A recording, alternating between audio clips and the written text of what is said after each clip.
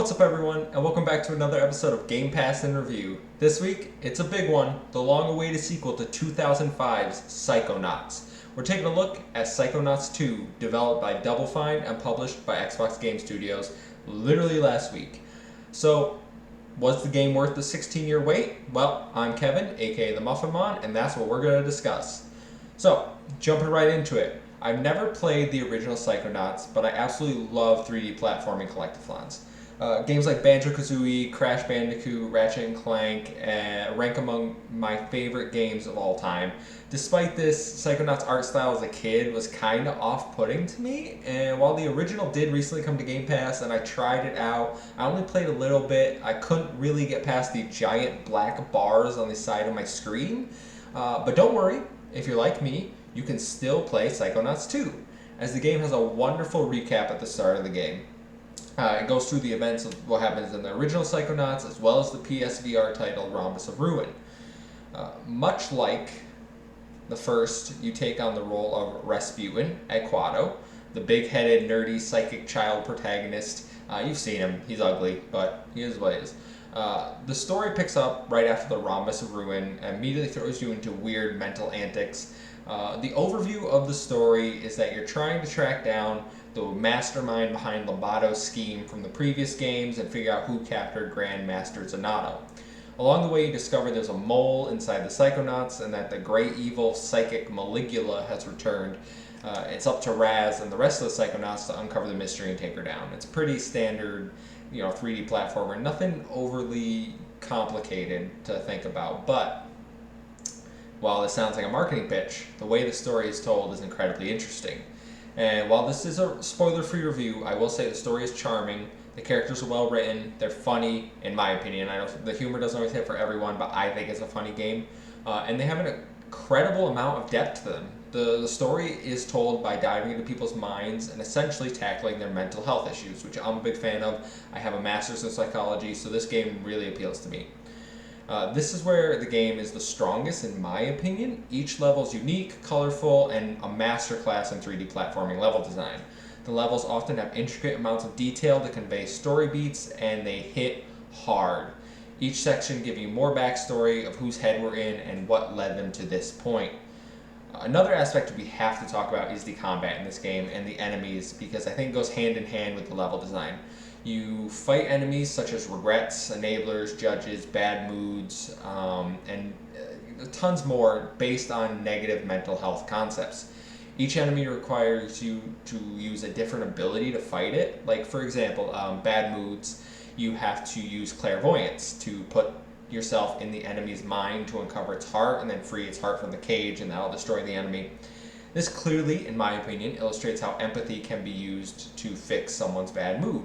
Put yourself in their shoes really helps you empathize with them, and then it might get them out of their funk. I think it's really clever. I think it's really fantastic. Speaking of the abilities, there's a ton. And I'll probably put a little clip here, me talking over, of all the abilities, if I remember to record it. If not, but you gain them throughout the levels, and they can be upgraded to give bonus effects. My only issue mainly comes with one ability in particular, and that's the projection ability, which you get very late game, and I mean very late, like last three levels if you do it in a certain order. I really don't like when games introduce new abilities near the end of a game. I feel like you don't get enough time to really explore, and they're kind of like an afterthought. While the abilities are fun and it's great figuring out when to use them in the levels, it's very annoying that I can only have 4 mapped to my controller at a time, often having to switch on the fly, and that's easy enough, but it's just a minor inconvenience. There's really not much to nitpick about this game, so I'm doing my best to give you something. Ultimately, not a big deal, and there could have been a solution, but did not ruin my experience. In a 3D platformer, one thing that can make or break the game are the collectibles. And if you like collectibles, then you are in luck, because there are thousands in Psychonauts 2, and I wish that was an exaggeration. Each level has you collecting anywhere from 20 to 300 figments, which are collectible found in the first game. You add in that you now have to collect nuggets of wisdom, which rank you up, emotional baggage, and their tags. So not only do you have to find the bags, you have to find the tags, and there's 5 in each world. Memory vaults, and half a mines is what they're called. Those increase your health. So there's a ton to collect in the levels. And for most levels, this isn't a problem. But I will say, I do think there are too many collectibles in this game. I spent hours looking for one figment in 2 separate worlds specifically, and it's not like you can just look up the location because it doesn't tell you where it might be. So you have to search every single area of the level, and I can't just Google it because other people might have missed a different figment. Ultimately, I did find it. I did 100% this game, which you have to collect everything in order to 100% this game. So I went through, I collected every single thing, got the 100%. If you thought that was the end of the collectibles, though, you're wrong, because apart from the 13 mental levels, there are 4 hub locations you will also be going to and explore.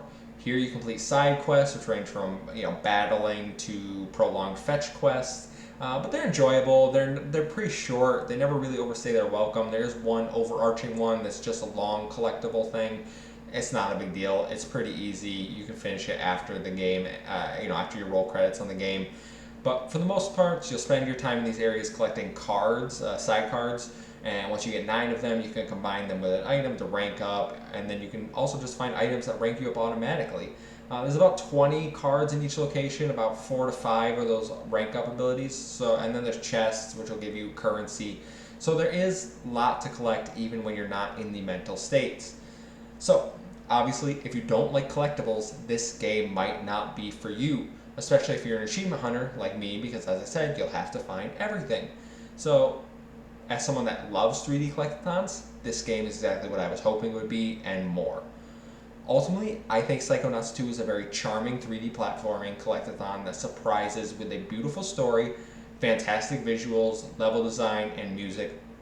Tim Schafer and the team over at Double Fine have knocked it out of the park with this one, and let's hope, in my opinion, that we don't have to wait 16 years for the next one. Please, Tim, please. Psychonauts 3. So, I really do think that Psychonauts has the ability to be a mainstay in the Xbox family of games. Right up there with Halo and Gears of War. Platformers, specifically 3D kid-friendly platformers, is an area that people have identified, me in particular, that Xbox is lacking in. We don't have a recognized mascot. PlayStation has Ratchet and Clank. They've had Sly Cooper, Jak and Daxter. Some of those franchises we haven't seen in a while, even though there's rumors of a new Sly. But Ratchet knocked it out of the park this year. Psychonauts, I think, is absolutely amazing. Hell, they even have their own little riffs. People are hyping up Ratchet and Clank, but Psychonauts, there's levels doing exactly the same thing. I'll put a clip here if you don't believe me, but Psychonauts, absolutely fantastic. I cannot praise this game enough. It has jumped to the top contender for my game of the year. We will see what the rest of the year holds, but overwhelmingly, I give this my recommendation to play. It's on Gamepass. It's optimized for Series X and S. If not, it is on Xbox One. You can play it there. It is on PlayStation 4 if you want to go buy it and you are in that ecosystem. So there are multiple ways to play this game. I think everyone should experience it. It's a fantastic story, front to back. Great characters, great platforming, great collectathon. So, Project X Talk gives Psychonauts 2 a 9 out of 10. And thank you guys for watching. I will see you next time.